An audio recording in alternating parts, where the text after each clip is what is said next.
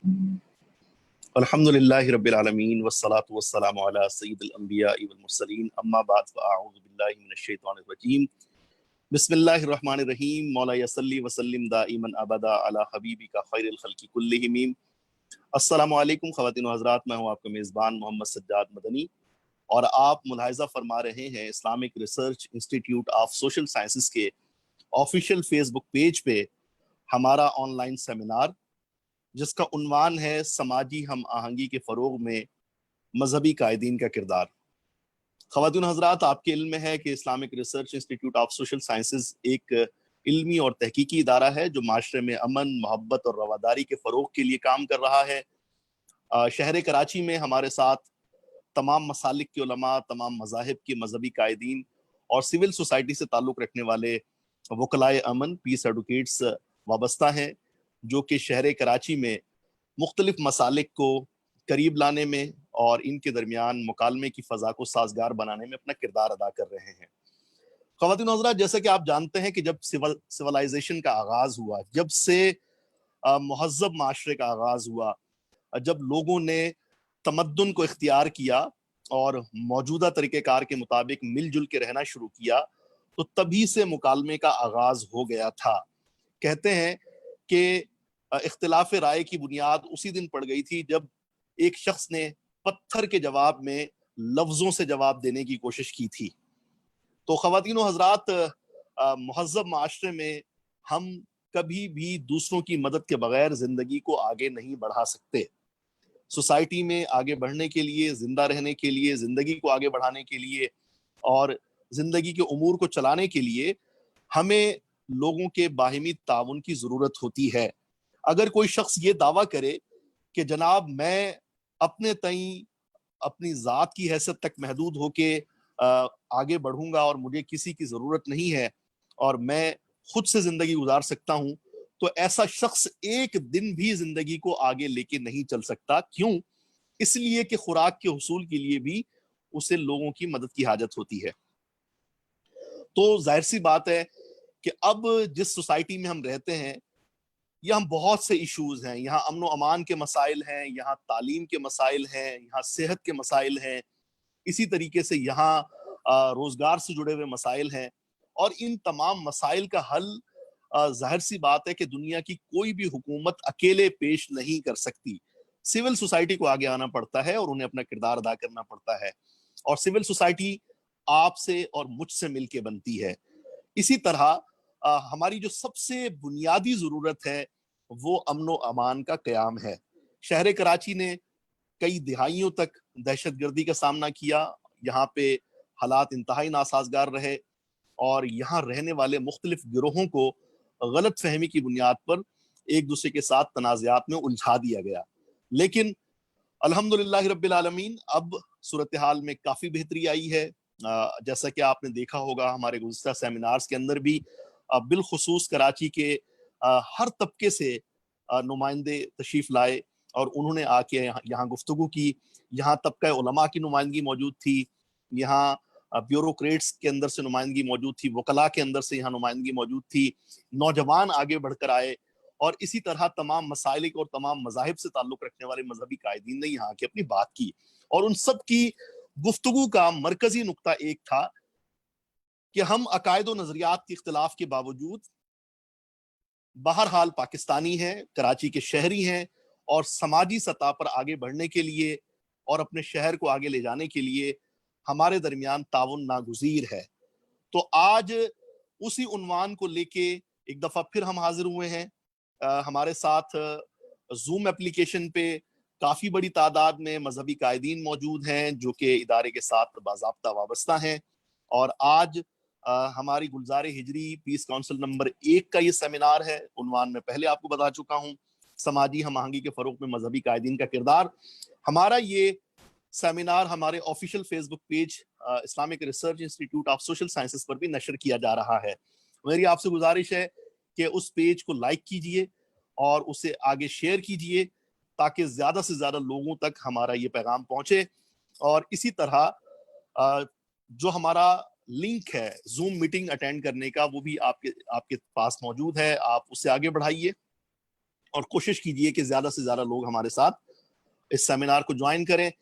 عید سے پہلے یہ ہمارا آخری سیمینار ہے، اس کے بعد یقیناً عید کی مصروفیات ہوں گی، ہم سب بزی ہو جائیں گے، تو لہٰذا آج کے سیمینار کو کامیاب بنانا یہ ہم سب کے لیے بہت ضروری ہے. تو جیسا کہ میں نے عرض کیا کہ ہمارے درمیان ماشاءاللہ سے مختلف سماجی قائدین موجود ہیں. میں دیکھ رہا ہوں کہ جناب نوجوان سماجی قیادت راحیل اعجاز صاحب موجود ہیں، غلام عباس صاحب موجود ہیں، ذوالفقار حیدر پرواز صاحب موجود ہیں، مولانا شجاع الدین صاحب موجود ہیں، حاجی عبدالوہاب صاحب موجود ہیں، پیر فراست علی قادری صاحب موجود ہیں، اور اس کے علاوہ ماشاءاللہ ادارے کے ساتھ وابستہ رہنے والے کئی سارے افراد ہیں. علی اکبر قاضی صاحب جو کہ شہر میں موجود نہیں، پھر بھی وہ ہمارے آج کے سیمینار میں بطور مہمان اسپیکر شریک ہیں. تو سب سے پہلے میں چاہوں گا کہ علی اکبر قاضی صاحب تشریف لائیں. علی اکبر قاضی صاحب جو ہے وہ پاکستان کی انتہائی پرامن کمیونٹی، جس کا پاکستان کی تعمیر و ترقی میں، پاکستان کے تعلیمی نظام کو بہتر بنانے میں، پاکستان میں صحت کے کئی بے شمار منصوبے شروع کرنے میں بہت بڑا کردار ہے. اسماعیلی کمیونٹی سے آپ تعلق رکھتے ہیں، تو میں چاہوں گا کہ وہ تشریف لائیں اور سماجی ہم آہنگی کو درپیش چیلنجز کے بارے میں بالخصوص وہ آج بات کریں، اور ہمارے سننے اور دیکھنے والوں کو اس بارے میں وہ اپنے خیالات سے آگاہ کریں اور بتائیں کہ کون سے چیلنجز ہیں اور ان سے کیسے نمٹا جا سکتا ہے. جناب علی اکبر قاضی صاحب. نحمده ونصلي على رسوله الكريم اما بعد فاعوذ باللہ من الشیطان الرجیم بسم اللہ الرحمن الرحیم. میرے بہت ہی قابل صد احترام سجاد مدنی صاحب، فیصل بندگی صاحب، اور جتنے بھی علماء اور ویورز اس پروگرام میں شامل ہیں، آپ سب کی خدمت میں السلام علیکم ورحمۃ اللہ وبرکاتہ. محترم سجاد صاحب، میں معذرت چاہتا ہوں کہ پہلے بھی ایک دو پروگرام میں کوشش کے باوجود میں شامل نہیں ہو سکا، چونکہ جیسے آپ نے خود بتایا کہ کچھ نیٹ کے ایشوز ہوتے ہیں جس کی وجہ سے کنیکٹ نہیں ہو پاتا. لیکن جو پیس کا میسج ہے، جو امن کا میسج ہے، جو خوبصورت باتیں ہوئی ہیں، وہ ہمیشہ ہم ہر پلیٹ فارم میں مختلف کمیونٹیز کے ممبرز کو ہم دے رہے ہوتے ہیں، اور یہی ہمارا مذہبی فریضہ بھی ہے کہ ہم امن، پیار، محبت، قدر اور عزت کے ساتھ رہیں. جہاں تک آج کے جو تھیم آپ نے بہت ہی بہترین تھیم آپ نے چنا ہے، لیکن سماجی ہم آہنگی کے مسائل کی اگر بات کریں تو اس مختصر وقت میں ان تمام کو ہم مکمل طور پر ایڈریس نہیں کر سکیں گے. لیکن بہت خوشی کی بات یہ ہے کہ وقتاً فوقتاً مختلف موضوعات کے اوپر ہم بات کرتے رہتے ہیں، اور ہمارے بہت بڑے بڑے اسکالرس یہاں پر آتے ہیں، وہ اپنے آئیڈیاز شیئر کر رہے ہوتے ہیں. تو انشاءاللہ مستقبل میں اگر کوئی چیزیں اگر آج کے سیشن میں ہم کمپلیٹ نہیں کر پاتے تو بعد میں بھی ہم ان کو ڈسکس کر سکیں گے. میں جو سمجھتا ہوں سماجی ہم آہنگی کے لیے سب سے بڑا مسئلہ جو ہے وہ فلسفہ اختلاف کو نہ سمجھنا ہے. ہم اختلاف اور مخالفت کو، دونوں جو ٹوٹلی ڈفرینٹ ٹرمینالوجیز ہیں، ان کو کنفیوز کر چکے ہیں. اختلاف جو ہے یہ ایک نیچرل فینومینا ہے، یہ ایک فطری عمل ہے جس کے اندر انسان کا رہنا، کلچر، ٹریڈیشن، انداز، فیتھ اور اس کا اوور آل جو بیہیویئر ہے وہ اس کے اختلاف میں آتا ہے، جو کہ نیچرلی اس کے اندر موجود ہیں. مخالفت انٹینشنلی کوئی کسی چیز کا کر رہا ہوتا ہے. یہاں پر میں جو سمجھتا ہوں سماجی ہم آہنگی میں سب سے بڑا ایشو جو مستقبل میں بھی ہو سکتا ہے، پاسٹ کے ہیومن ہسٹری کو بھی دیکھیں اور موجودہ دور میں بھی دیکھیں، تاریخ کے اندر بھی اختلافات کے روح کو نہ سمجھنا سماجی ہم آہنگی کے لیے سب سے بڑا ایشو رہا ہے. اب انسانی تاریخ کو دیکھیں، ہم نے اختلافات کو دبانے کی کوشش کی ہے، ہم نے ڈائیورسٹیز کو ختم کرنے کی کوشش کی ہے، ہم نے نصیحتیں کچھ یوں کیے ہیں کہ آپ کو اختلافات ختم کرنے ہیں. بچوں کو بھی یہ نصیحت کیے گئے ہیں کہ آپ لوگ چپ ہو کے سنیں اور فالو کریں، اور بادشاہ سے اگر کوئی اختلاف رائے رکھے ان کو سزائیں ملی ہیں. لیکن آج اس علمی دور کے اندر ہم اختلافات کے روح کو سمجھیں کہ دے آر نیچرل فینومینا، اور وہ انسان کے اندر کلچر کی وجہ سے، رہن سہن کی وجہ سے، ٹریڈیشن کی وجہ سے، مختلف حوالوں میں ان کے ڈائیورسٹی اور ڈیفرنٹ انداز میں رہنے کی وجہ سے ان کے اندر پیدا ہوتے ہیں، اور ان کو ریسپیکٹ دینا ہی ہمارے لیے جو ہے نا سماجی ہم آہنگی پیدا کرنے کے لیے ضروری ہے۔ اب اس ہیومن ہسٹری میں جب ہم آگے آتے ہیں تو ہم سب اس بات پہ اتفاق کریں گے کہ دین اسلام نے ان اختلافات کو رحمت کا نام دیا ہے۔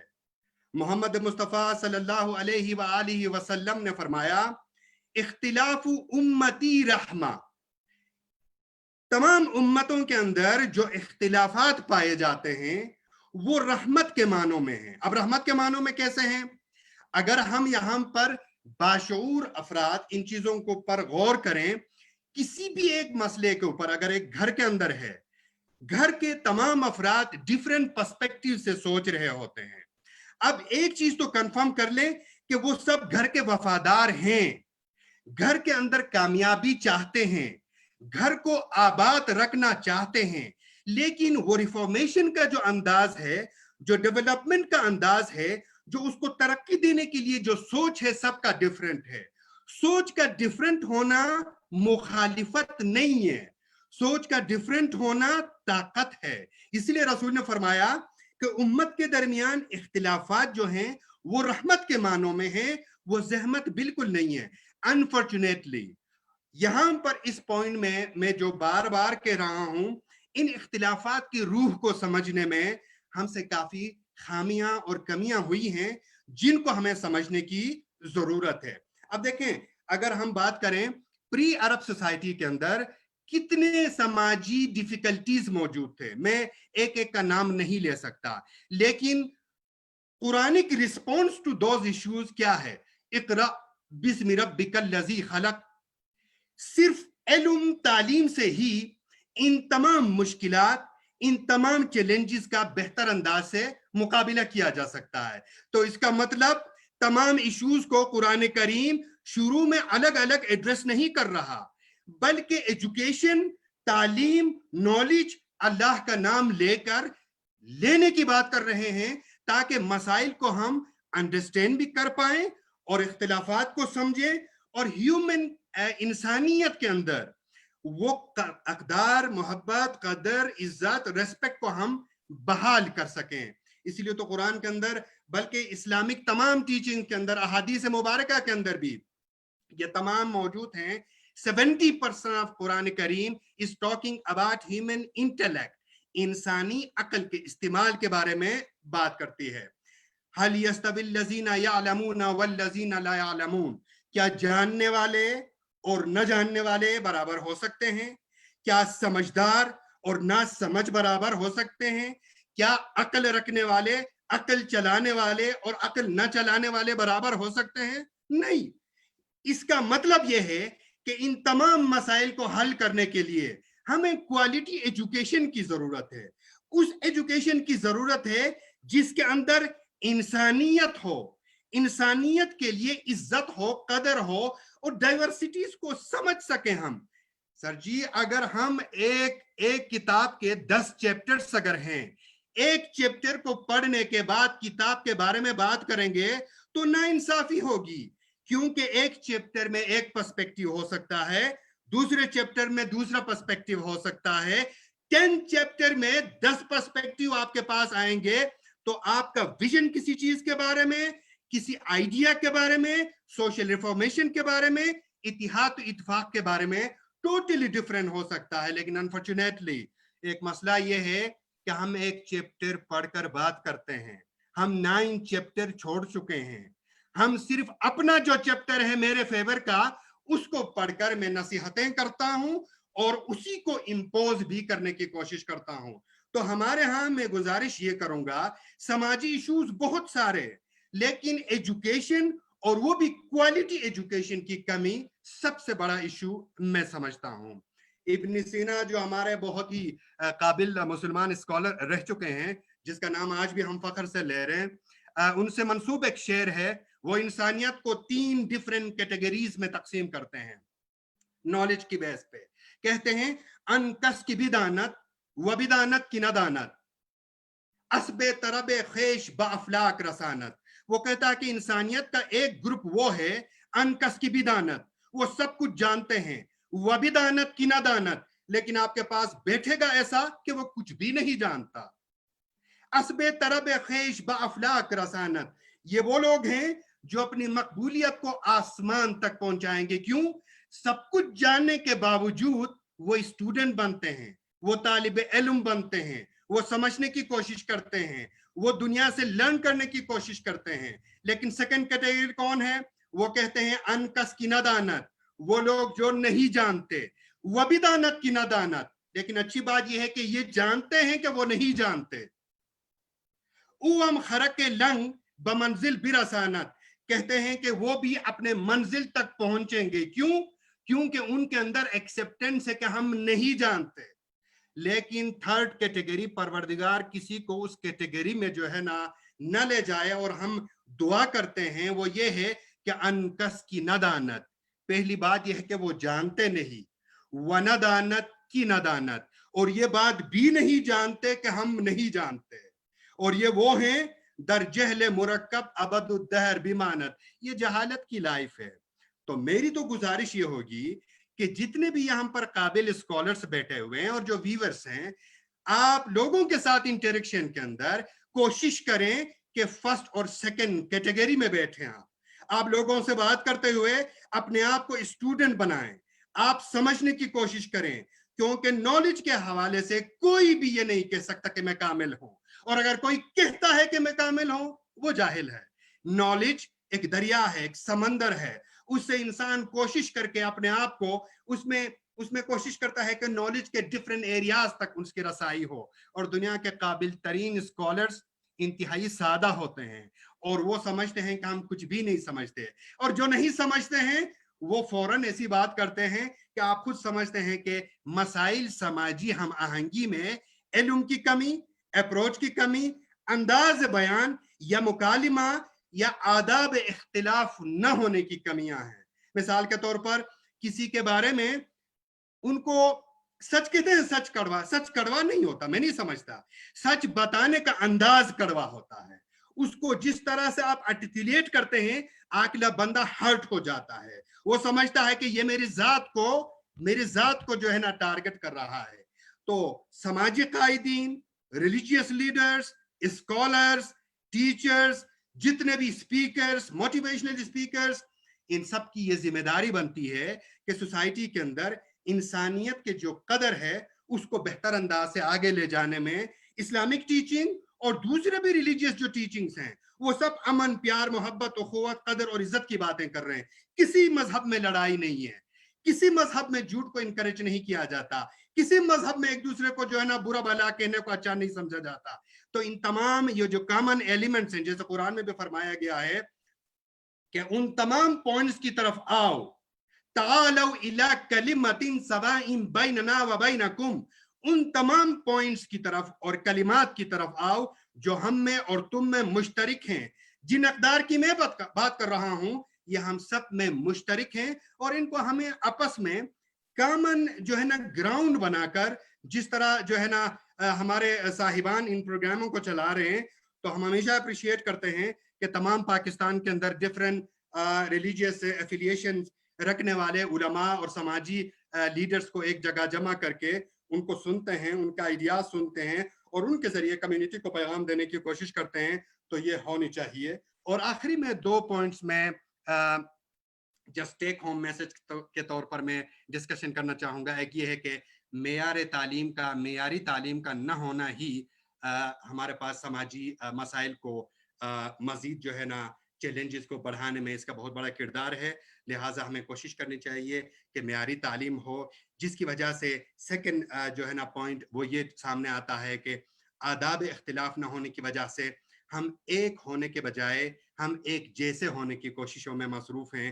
ایک ہونا پاسبل ہے, ایک جیسے ہونا کبھی پاسبل نہیں ہو سکتا, کیونکہ اللہ نے ہمیں پیدا کیا ہے, ہم ڈیفرنٹ ہیں, ڈیفرنٹ رہیں گے, لیکن ایک پوائنٹ میں ہم آ سکتے ہیں. جیسے ہم اکثر ایگزامپل بھی لے لیتے ہیں اپنے سیشنز کے اندر کہ قوس قزح کی مثال لیں، 7 رنگ اس کے اندر موجود ہیں لیکن وہ کبھی دکھاتے نہیں کہ ہم ہیں، صرف وائٹ کلر میں نظر آتے ہیں، لیکن بوقت ضرورت کبھی کبھی اپنے آپ کو دکھا رہے ہوتے ہیں، ہمیشہ نہیں۔ ہم سب بھی اگر ایک یونٹی پہ آ جائیں تو ایک بہترین پیغام کمیونٹیز کے اندر دے سکتے ہیں۔ تھینک یو ویری مچ، میں نے آپ کا بہت زیادہ ٹائم لیا، تھینک یو۔ بہت شکریہ جناب علی اکبر قاضی صاحب۔ گہرے مطالعے اور مشاہدے کے بعد ہی انسان ایسی گفتگو کرنے کے قابل ہو پاتا ہے۔ میں ہمیشہ آپ کی گفتگو کو بہت زیادہ اپریشیٹ کرتا ہوں اور بہت زبردست قسم کے نکات آج آپ نے پیش کیے۔ امید کرتا ہوں کہ یہاں موجود تمام سماجی قائدین نہ صرف ان کو اپنے دل میں جگہ دیں گے بلکہ انشاءاللہ عملی زندگی میں بھی ان سے رہنمائی حاصل کریں گے۔ بہت شکریہ، آج آپ نے اتنے دور سے ہمارے ساتھ شرکت کی۔ خواتین و حضرات، جیسا کہ میں نے آپ کے سامنے یہ بات رکھی تھی کہ سماجی سطح پہ ہم آہنگی بیدار کرنے کے لیے ہم یہ سیمینار یا آن لائن ورکشاپس کا قیام عمل میں لا رہے ہیں۔ عقائد و نظریات کا اختلاف یقیناً ایک فطری عمل ہے، اور علی اکبر قاضی صاحب نے بھی یہ بات کی کہ ظاہر سی بات ہے کہ ہم سب جو ہے وہ اللہ تبارک و تعالیٰ نے ہمیں ڈفرینٹ بنایا ہے، اور یہ خوبصورتی ہے، یہ ڈائیورسٹی، یہ تنوع، یہ معاشرے کو خوبصورت بناتا ہے۔ وہ ایک شعر ہے، میں ہمیشہ پڑھا کرتا ہوں کہ چمن میں اختلاط رنگ و بو سے بات بنتی ہے، تم ہی تم ہو تو کیا تم ہو، ہم ہی ہم ہیں تو کیا ہم ہیں۔ تو یقیناً خوبصورت پھولوں سے مل کے یہ گلدستہ جو ہے وہ تشکیل پاتا ہے۔ ہمارے ساتھ دیگر علماء بھی موجود ہیں جو آج کے سیمینار میں گفتگو فرمائیں گے۔ ان میں جناب مولانا عبد الوہاب صاحب موجود ہیں جو کہ محتمم ہے جامعہ بیت المقدس کے، جو کہ گلزار ہجری میں ان کا بہت بڑا ادارہ ہے۔ مفتی سیف اللہ سعیدی صاحب کو بھی ہم سنیں گے، وہ بھی ہمارے ساتھ موجود ہیں۔ تو اب آپ کے سامنے مولانا عبد الوہاب صاحب مختصراً گفتگو فرمائیں گے مذہبی اور مسلکی ہم آہنگی میں مذہبی قائدین کے کردار پہ۔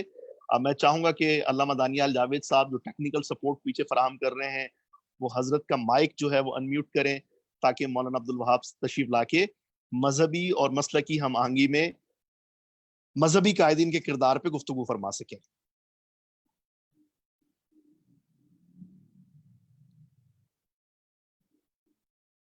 حاجی عبد الوہاب صاحب کی آپ مائک کو انمیوٹ کیجئے۔ حاجی صاحب، آپ کی اسکرین پہ 2 آپشن آ رہے ہوں گے، ان میں سے انمیوٹ کے آپشن پہ آپ کلک کیجئے۔ جی جی، اب ہم آپ کو سن سکتے ہیں، آپ گفتگو کا آغاز کیجئے۔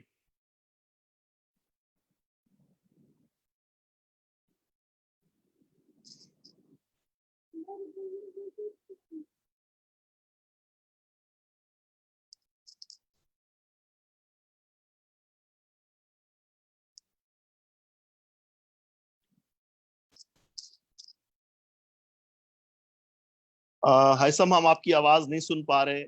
میرے خیال میں یہ ہینڈ فری کی وجہ سے ایسا پرابلم ہو رہا ہوگا، تو اگر آپ جی جی، اب آواز آ رہی ہے، اب آواز آ رہی ہے۔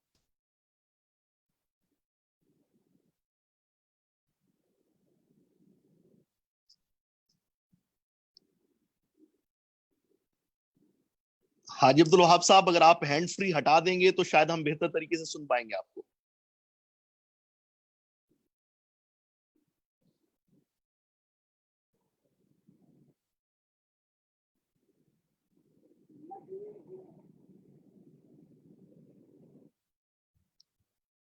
چلیں، جب تک علامہ دانیال جاوید آپ کو اس مسئلے کا حل بتاتے ہیں، ہمارے ساتھ جناب سیف اللہ سعیدی صاحب موجود ہیں۔ میں چاہوں گا کہ سیف اللہ سعیدی صاحب تشریف لائیں اور اپنے آج کے موضوع کے حوالے سے ہمارے سامعین کے سامنے گفتگو فرمائیں کہ سماجی ہم آہنگی کا مفہوم کیا ہے اور اس کا تصور کیا ہے۔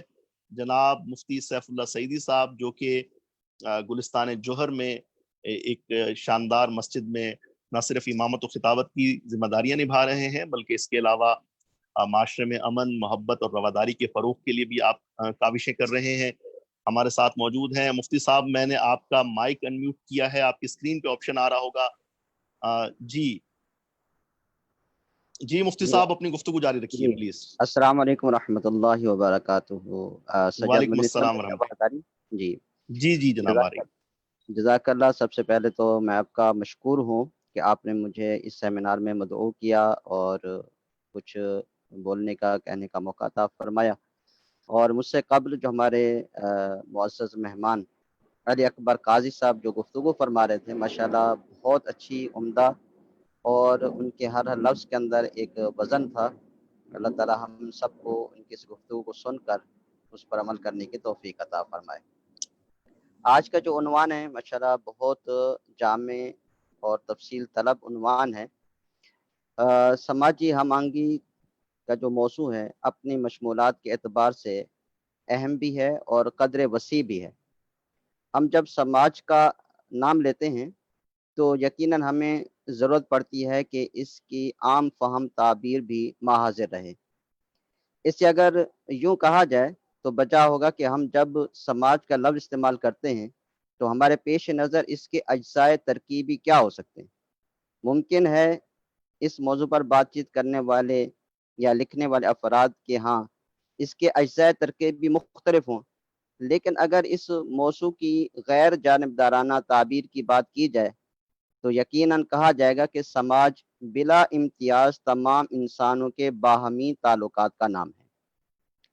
ایک حقیقی انسانی سماج ہے ہی وہی جس میں تمام انسانوں کو برابری کا درجہ حاصل ہو اور سماج کے ہر فرد کو انسان تسلیم کیا جائے۔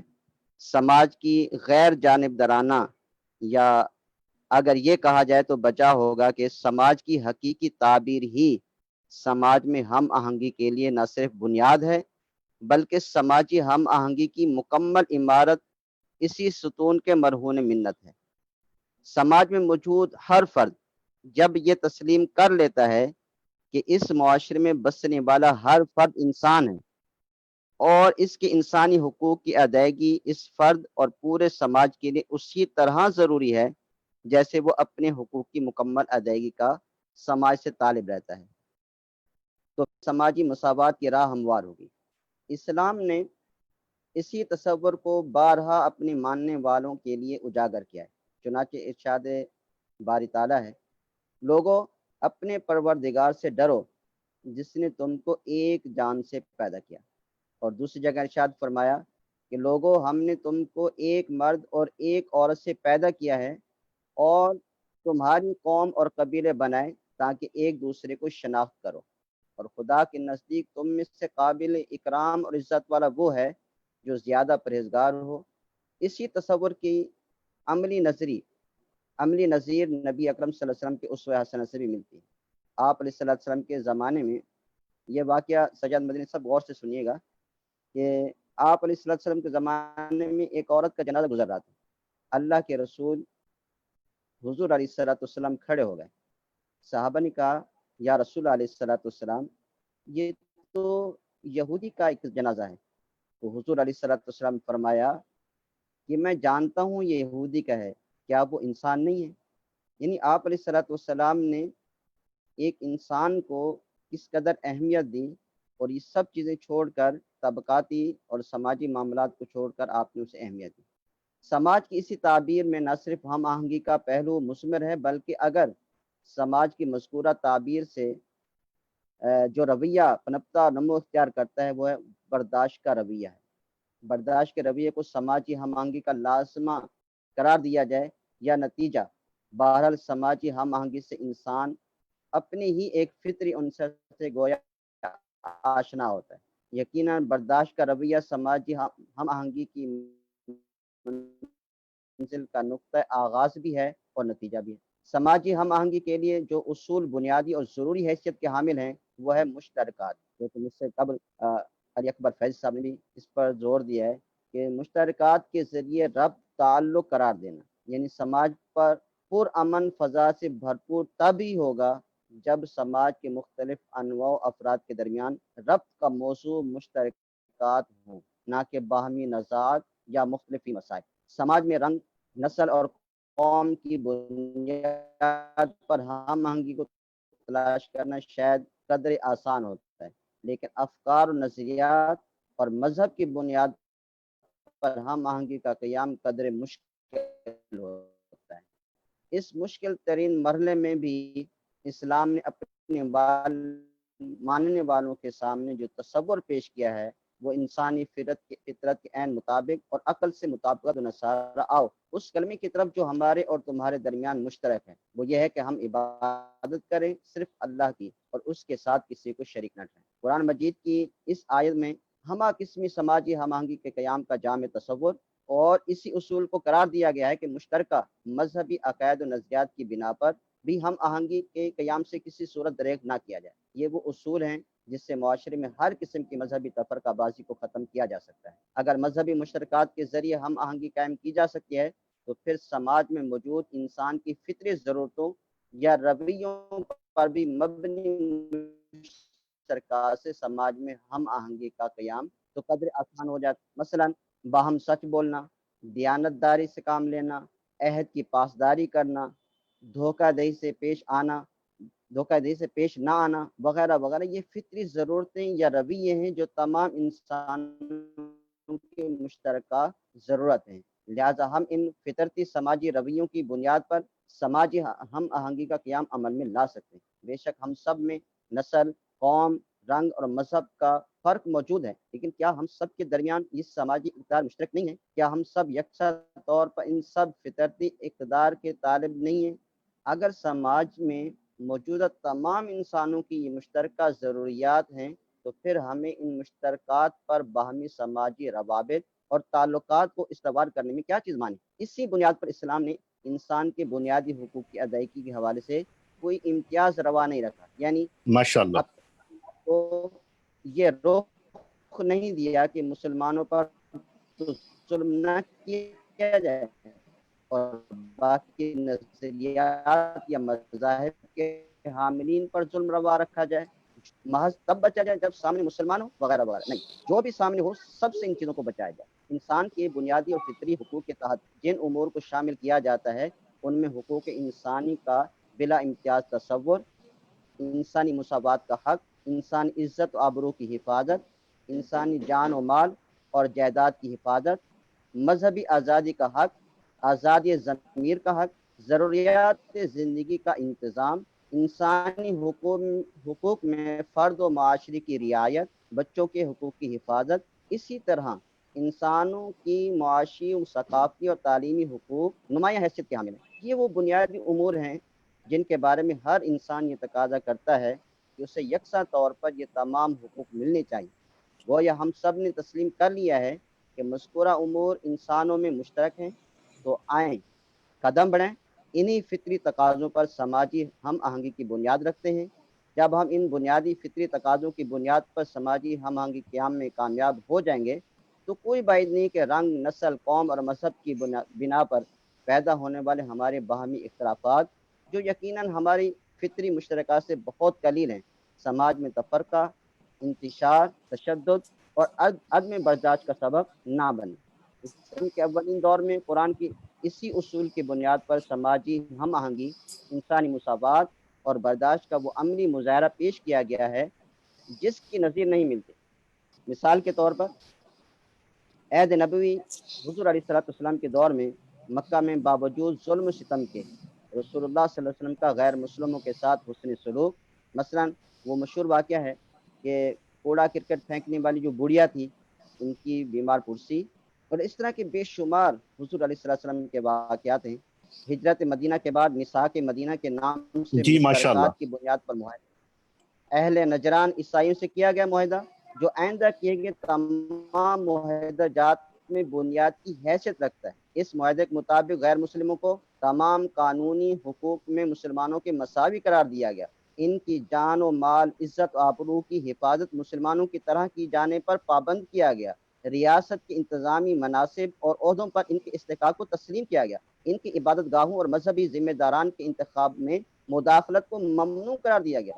خلافت راشدہ کے تمام ادوار میں غیر مسلموں سے کیے جانے والے معاہدہ جات ان بنیادی اصول کی حدود کے مد نظر رکھتے ہوئے کیے گئے۔ عہد صدیقی میں اہل آناق اور اہل حیرہ سے کیے گئے معاہدہ جات اور بعد ازاں عہد فاروقی، عثمانی اور حضرت علی کے دور میں کیے گئے لا تعداد معاہدات تاریخ میں سنہرے حروف سے لکھے جانے کے قابل ہیں۔ ان معاہدات کے اندر کے علاوہ بھی صحابہ کرام نے زندگی کے عام حالات میں بھی سماجی ہم آہنگی اور انسانیت نوازی کے بہترین مثالیں قائم کی.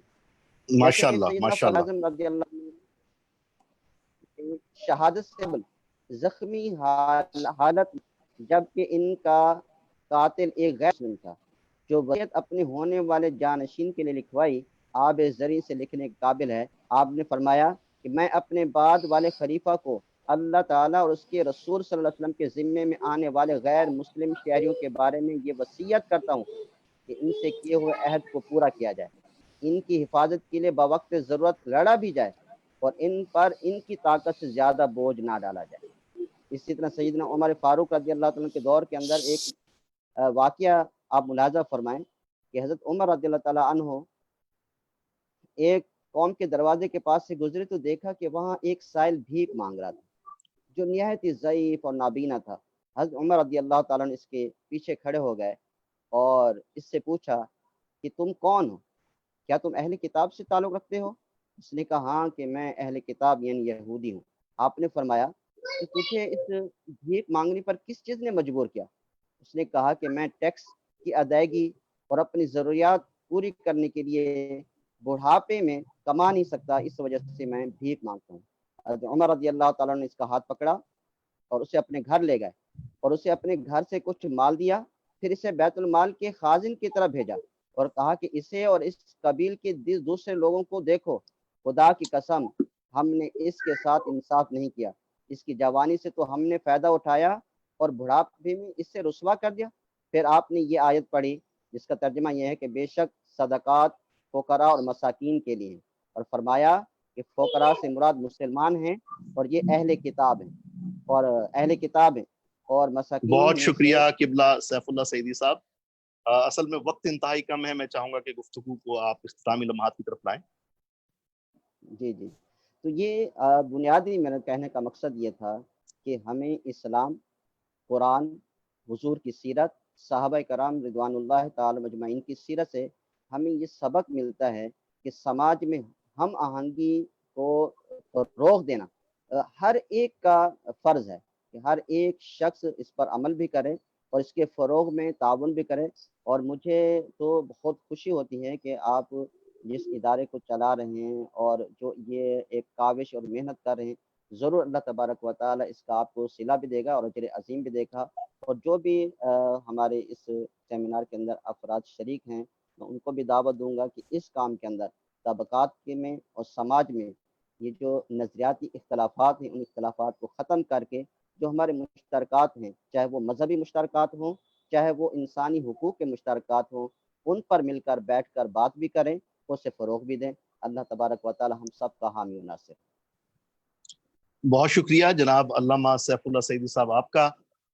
خواتین و حضرات, اب ہم دوبارہ کوشش کریں گے کہ حاجی عبدالوہاب صاحب سے ہمارا رابطہ بحال ہو جائے اور ہم ان کی آواز سن سکیں تاکہ وہ مذہبی اور مسلکی ہم آہنگی میں سماجی قائدین کے کردار پہ مختصراً اظہار خیال فرمائیں. حاجی صاحب, آپ کے اسکرین پہ آپشن آ رہا ہوگا مائک کو انمیوٹ کرنے کا, مائک کھولنے کا, تو آپ پلیز اس پہ کلک کیجئے. کلک کر لیا ہے سجاد مدنی صاحب. جی اب آ رہی ہے آواز؟ جی ماشاءاللہ, جی خوش آمدید حضرت.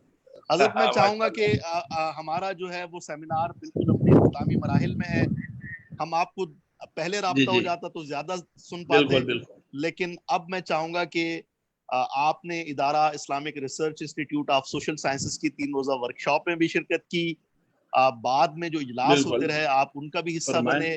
آپ خود ایک بہت بڑے جیسے ادارے آپ کو کہیں گے چلا حضرت رہے ہیں. اس حکم کی تعمیل کریں گے انشاءاللہ. جی بالکل, آپ ایک خود بڑے ادارے کو چلا رہے ہیں, تو سماجی ہم آہنگی میں مذہبی قائدین کے کردار کے بارے میں کیا جی کہیں گے؟ سجاد مدنی صاحب, مطلب آپ کی ضرورت بھی کافی ہے حضرت.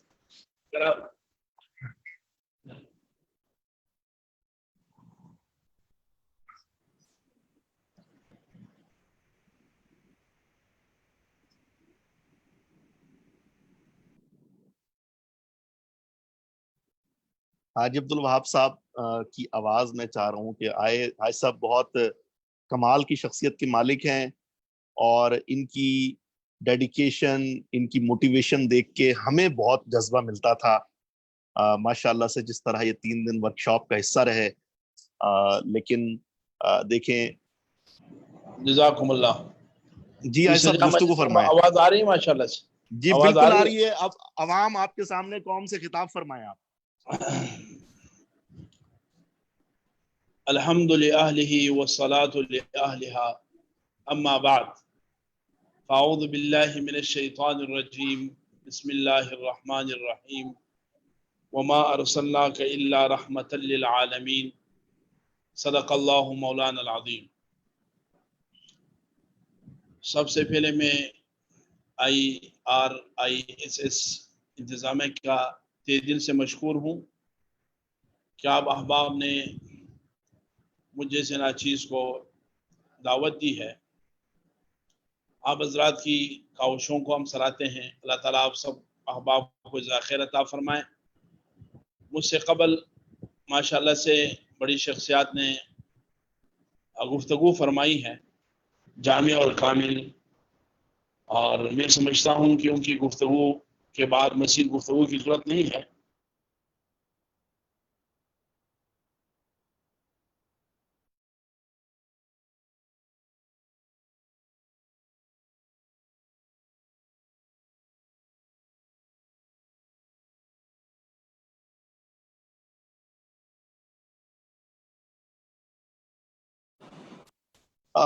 خواتین و حضرات، مجھے لگتا ہے کہ ٹیکنیکل مسائل کی وجہ سے حاجی صاحب تک ہماری رسائی نہیں ہو پا رہی. کراچی شہر میں بارشیں ہوئی ہیں جس کی وجہ سے انٹرنیٹ کے بڑے مسائل ہیں، اور افسوس کہ ہم باوجود کوشش کے حاجی صاحب سے فیض نہیں لے پا رہے. علامہ فیصل عزیزی بندگی صاحب ہمارے درمیان جلوہ گر ہیں. آپ Islamic research institute of social sciences کی نمائندگی فرماتے ہوئے آپ سب حضرات سے ملے. علامہ دانیال جاوید آپ سے ملے، اور سینکڑوں لوگوں سے ملاقات کے بعد آپ حضرات کا انتخاب کیا گیا. پیس کاؤنسلز بنائی گئیں اور آج ہم سب یہاں تک پہنچے. یہ سفر ہم نے طے کیا. تو سماجی ہم آہنگی میں مذہبی قائدین کے کردار پہ میں چاہوں گا فیصل عزیزی بندگی صاحب اختتامی گفتگو فرمائیں، پھر ہم اجازت چاہیں گے اور اس کے بعد انشاءاللہ آپ سب حضرات سے عید کے بعد ملاقات ہوگی. لیکن میں چاہوں گا فیصل عزیزی بندگی صاحب اس حوالے سے اپنی گفتگو آپ کے سامنے پیش فرمائیں. بسم اللہ الرحمن الرحیم. آج بہت خوبصورت اور فکری گفتگو سننے کو ملی ہے، اور ابتدا اور آغاز ہی اتنا حسین ہوا علی اکبر قاضی صاحب کی گفتگو سے، جس کا ایک ایک جملہ کمال تھا. اس موضوع پر علامہ اقبال کا ایک شعر ہے، کیونکہ اب وقت کی تنگی بھی دامن گیر ہے، اس لیے علامہ اقبال نے 2 مصروں میں آپ کے موضوع کو سمیٹا ہے کہ نگاہ بلند سخن دل نواز جاں پر سوز. نگاہ بلند سخن دل نواز جاں پر سوز، یہی ہے رخت سفر میر کارواں کے لیے. یعنی سماجی قائد کے لیے ضروری ہے کہ وہ 3 چیزوں کو اختیار کرے. ایک تو اس کی نگاہ بلند ہو، دور بین نگاہ ہو، آنے والے وقت کا ادراک کرنے والی نگاہ ہو. صرف وہ اپنے زمانے میں نہ جی رہا ہو بلکہ اگلے زمانوں پر نظر بھی رکھتا ہو، آنے والے وقت کا ادراک بھی رکھتا ہو اور احساس بھی رکھتا ہو. سخن دل نواز ہو، یعنی جب بات کرے تو دلوں کو موہ لے، اس کی باتوں سے نفرت نہ جھلکے، اس کی باتوں کے نتیجے میں فاصلے پیدا نہ ہوں. اس کی باتیں دلوں کو توڑنے کا نہیں بلکہ دلوں کو جوڑنے کا سبب ہے. اور پھر اس کے بعد تیسری جو خصوصیت اقبال نے بیان کی، سخن دل نواز، کہ جہاں نگاہ بلند ہو، سخن دل نواز ہو، وہاں جاں پر سوز ہو. یعنی یہ کہ وہ احساس سے عاری نہ ہو، اس کے اندر ایک احساس ہونا چاہیے، اور جو قیادت ہوتی ہے اس کا احساس اس کی ذات سے نکل کر پوری قوم پر پھیل جاتا ہے. وہ پوری قوم کے دکھ کو اپنا دکھ سمجھتا ہے، قوم کے نفع کو اپنا نفع سمجھتا ہے، قوم کے نقصان کو اپنا نقصان سمجھتا ہے.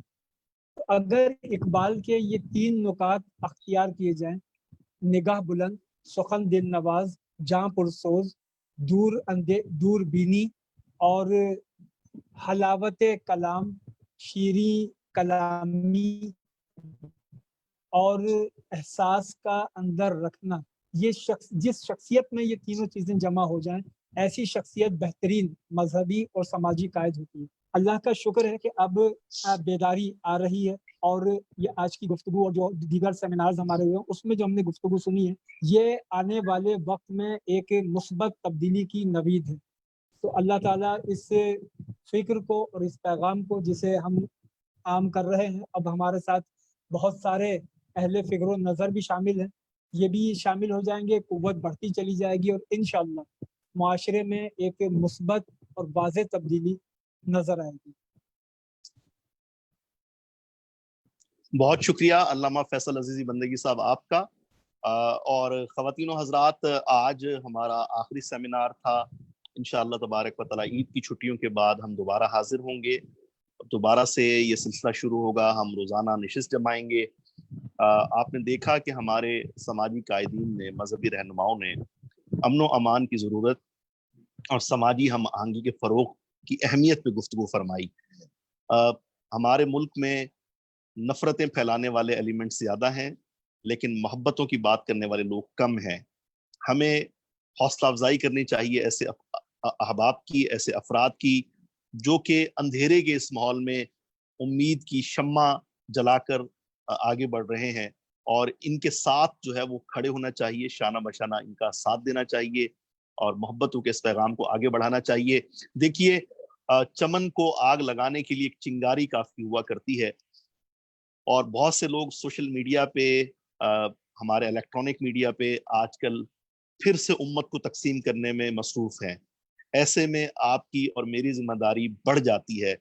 ہماری ذمہ داری میں پہلے سے کئی گنا زیادہ اضافہ ہو جاتا ہے کہ ہم ان جذباتی عناصر کو محبت کی زبان میں جواب دیں.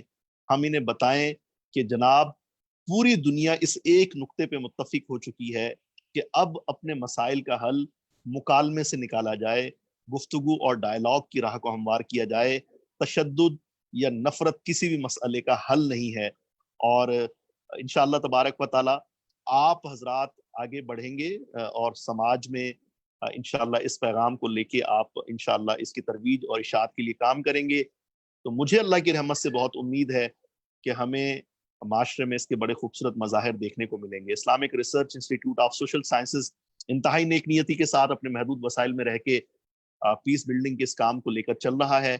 ہماری گزشتہ جو ورکشاپس ہوئی تھی اس میں پاکستان کے نامور علماء اور انتہائی قابل ترین دانشور حضرات تشریف لائے تھے. انہوں نے ان عنوانات پہ گفتگو فرمائی. آپ ان کی گفتگو ملاحظہ فرما سکتے ہیں ہمارے یوٹیوب چینل پر. بہت سارے لیکچرز اپلوڈ کر دیے گئے ہیں.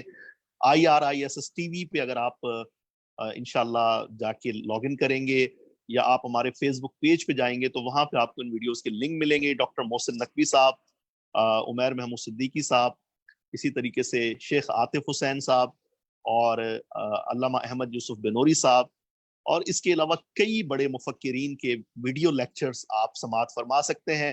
اور گاہے بگاہے آپ کے علم میں ہے کہ ہمارے ہاں ریڈیو اور ٹی وی چینلز پروگرامز کا سلسلہ بھی جاری ہے. ان کے لنکس بھی آپ کو وہاں پہ ملیں گے. آپ ہمارے سماجی قائدین کی گفتگو وہاں سماعت فرما سکتے ہیں.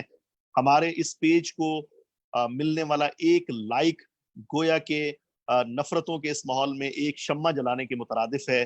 میں چاہوں گا کہ آپ اس پیج کو پروموٹ کیجئے، ہمارے چینل کو سبسکرائب کرنے میں ہماری مدد کیجئے. یہ غیر منافع بخش، غیر تجارتی ادارہ ہے جو کہ خالصتاً پاکستان کی ترقی اور خوشحالی کے لیے اور لوگوں کے سماجی تعلقات کو بہتر بنانے کے لیے کام کر رہا ہے. میں شکر گزار ہوں آپ تمام مذہبی قائدین کا، سماجی قائدین کا، کہ آپ نے اپنی قیمتی مصروفیات میں سے وقت نکالا، تشریف لائے اور الحمدللہ آج کی اس شام کو یادگار بنایا. میں پھر وہی شعر پڑھوں گا جو میں ہمیشہ پڑھا کرتا ہوں، کیونکہ جو بات بار بار کی جاتی ہے وہ دل میں قرار پکڑ جاتی ہے کہ خواہشوں سے نہیں گرتے پھل جھولی میں، وقت کی شاخ کو خود ہی ہلانا ہوگا. کچھ نہیں ہوتا اندھیروں کو برا کہنے سے، اپنے حصے کا دیا خود ہی جلانا ہوگا. آپ سب کی آمد کا بہت شکریہ. اپنے میزبان سجاد مدنی کو اجازت دیجیے. انشاءاللہ آپ سے جلد دوبارہ ملاقات ہوگی. السلام علیکم ورحمۃ اللہ وبرکاتہ. پاکستان زندہ باد.